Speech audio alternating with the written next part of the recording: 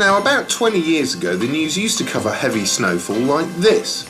Moira Stewart, dressed in a straitjacket, barking a load of basic information about which trains weren't running. And services to Sheffield and Newcastle are also disrupted. And a few sternly voiced VT reports telling you what to do.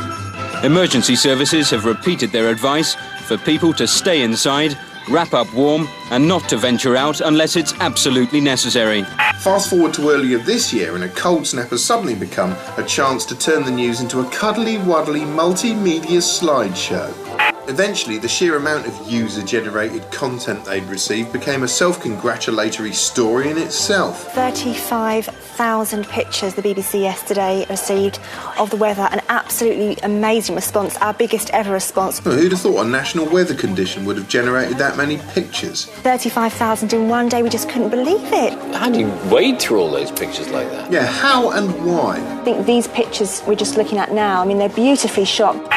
Still, it was fun to hear Bill Turnbull getting a bit Alan Partridge about some of the more jackassy clips. Look at that, look at that. That is dangerous. That really I would not recommend at all. It's probably illegal and it's not something to do. I don't know, maybe I'm mean-spirited, but when I see all these zany photos sent in by zany members of the public, I just want to run out into the street and start kicking people in the neck.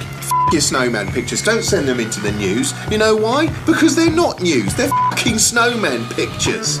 If the snowman's learned to talk or he's hanging Saddam Hussein, that's news. This is what news looks like, and this is what a snowman looks like. Can you see the difference? And you know what? Paxman agrees with me. In the meantime, it's all available again on the website, along with our editor's pathetic pleas for you to send some of your old bits of home movie and the like, so we can become the BBC's version of Animals Do the Funniest Things. Good night.